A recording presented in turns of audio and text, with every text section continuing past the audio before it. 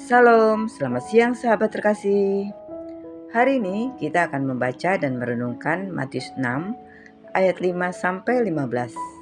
Bagian penting dari pengajaran Tuhan Yesus tentang doa. Di dalam ayat-ayat ini, Yesus bukan hanya mengajar bagaimana kita harus berdoa, tapi juga hati seperti apa yang Tuhan kehendaki ketika kita datang kepadanya. Mari kita siapkan hati kita, tenangkan pikiran, dan izinkan firman Tuhan berbicara lembut kepada jiwa kita.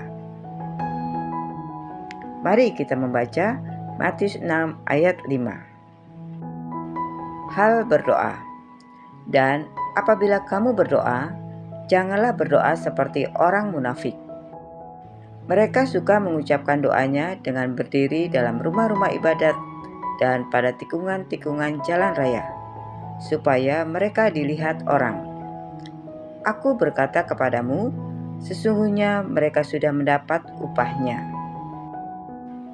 Sahabat terkasih, Tuhan Yesus menegur orang-orang yang menjadikan doa sebagai tontonan.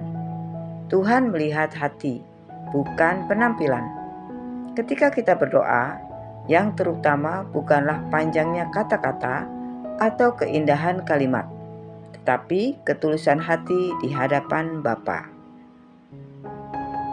Ayat 6. Tetapi jika engkau berdoa, masuklah ke dalam kamarmu, tutuplah pintu dan berdoalah kepada Bapamu yang ada di tempat tersembunyi.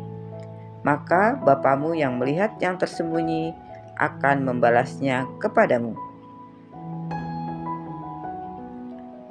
Sahabat terkasih, masuklah ke tempat yang tersembunyi. Ini bukan berarti kita tidak boleh berdoa bersama, tetapi Tuhan Yesus sedang menekankan bahwa doa adalah hubungan intim, dialog antara anak dan Bapa. Tuhan menghargai setiap doa yang muncul dari keheningan dan kejujuran. Ayat 7. Lagi pula dalam doamu itu, janganlah kamu bertele-tele seperti kebiasaan orang yang tidak mengenal Allah. Mereka menyangka bahwa karena banyaknya kata-kata, doanya akan dikabulkan. Sahabat terkasih, Tuhan Yesus tidak menolak doa panjang, tetapi menolak doa yang hanya berputar pada kata-kata tanpa hati. Tuhan tidak meminta kita mengesankannya, tetapi mengundang kita membawa hati apa adanya. Ayat 8. Jadi janganlah kamu seperti mereka, karena Bapamu mengetahui apa yang kamu perlukan sebelum kamu minta kepadanya. Sahabat terkasih, ini bukan berarti kita tidak perlu berdoa, melainkan doa adalah kesempatan untuk menyelaraskan hati kita dengan kehendaknya. Tuhan tahu kebutuhan kita, tetapi Dia mau kita datang kepadanya sebagai tanda kepercayaan. Ayat 9-13, doa Bapa kami. Karena itu berdoalah demikian. Bapa kami yang di surga, dikuduskanlah namamu. Datanglah kerajaanmu, jadilah kehendakmu di bumi seperti di surga. Berikanlah kami pada hari ini makanan kami yang secukupnya. Dan ampunilah kami akan kesalahan kami, seperti kami juga mengampuni orang yang bersalah kepada kami. Dan janganlah membawa kami ke dalam pencobaan, tetapi lepaskanlah kami daripada yang jahat. Karena Engkaulah yang mempunyai kerajaan dan kuasa dan kemuliaan sampai selama-lamanya. Amin. Sahabat terkasih, Tuhan Yesus mengajar kita memulai doa dengan identitas. Kita adalah anak dan Allah adalah Bapa yang dekat. Kita tidak datang dengan takut, tetapi dengan penuh keyakinan bahwa Dia mengasihi kita. Doa ini juga menegaskan bahwa hidup kita bukan tentang rencana kita, tetapi tentang kerajaan Tuhan. Kita memohon agar hidup kita selaras dengan rencana surgawi, bukan sekadar keinginan pribadi.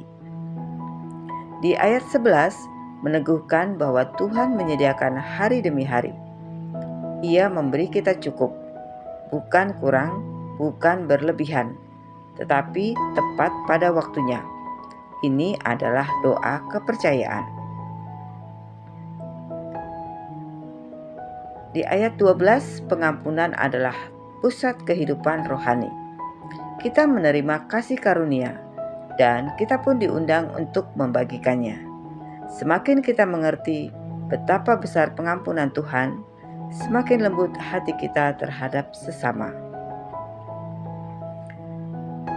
Di ayat 13, janganlah membawa kami ke dalam pencobaan. Ini adalah doa perlindungan.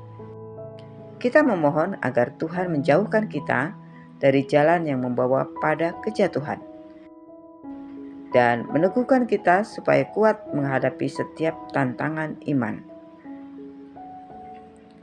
Ayat 14-15. Karena jikalau kamu mengampuni kesalahan orang, Bapamu yang di surga akan mengampuni kamu juga. Tetapi jikalau kamu tidak mengampuni orang, Bapamu juga tidak akan mengampuni kesalahanmu. Sahabat terkasih, Tuhan Yesus menegaskan prinsip penting. Hati yang menerima pengampunan dari Tuhan akan terpanggil mengampuni orang lain. Bukan berarti kita harus sempurna, tetapi kita belajar melepaskan kepahitan dan menyerahkan luka hati kepada Tuhan yang memulihkan. Pengampunan bukan sekedar tindakan, itu adalah proses penyembuhan yang Tuhan kerjakan dalam diri kita. Sahabat terkasih, mari kita aplikasikan firman Tuhan ini ke dalam hidup kita. Yang pertama, doa yang tulus lebih berharga daripada doa yang indah. Doa kita, sesederhana apapun, sangat berharga bagi Tuhan. Tidak perlu bahasa rohani yang rumit. Tuhan mau kejujuran. Yang kedua, sediakan ruang hening bersama Tuhan. Tuhan Yesus mengajar kita masuk ke dalam tempat tersembunyi. Sisihkan 3-5 menit setiap hari untuk hanya duduk di hadapan Tuhan tanpa kata-kata, hanya hati. Yang ketiga, latih kepercayaan harian. Doa, makanan yang secukupnya, mengajar kita berhenti khawatir berlebihan. Hari ini cukup, besok Tuhan tetap setia. Yang keempat, hidup dalam pengampunan. Jika ada luka, bawa kepada Tuhan. Prosesnya mungkin lama, tapi Tuhan bekerja lembut. Pengampunan membebaskan kita lebih dulu, sebelum membebaskan orang lain.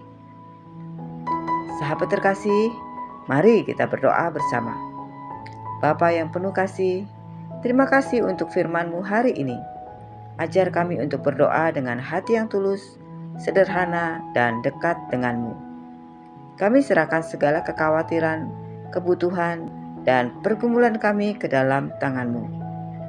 Penuhi hati kami dengan damai-Mu, dan mampukan kami mengampuni seperti Engkau telah mengampuni kami. Dalam nama Tuhan Yesus Kristus, kami berdoa dan mengucap syukur. Amin.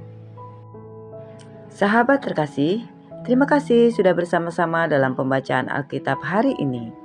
Jika firman Tuhan ini menguatkanmu, jangan lupa untuk klik like, komen, share, dan subscribe ya, supaya semakin banyak orang dikuatkan oleh firman Tuhan. Sampai jumpa di pembacaan Alkitab berikutnya. Selamat beraktivitas, Tuhan Yesus memberkati.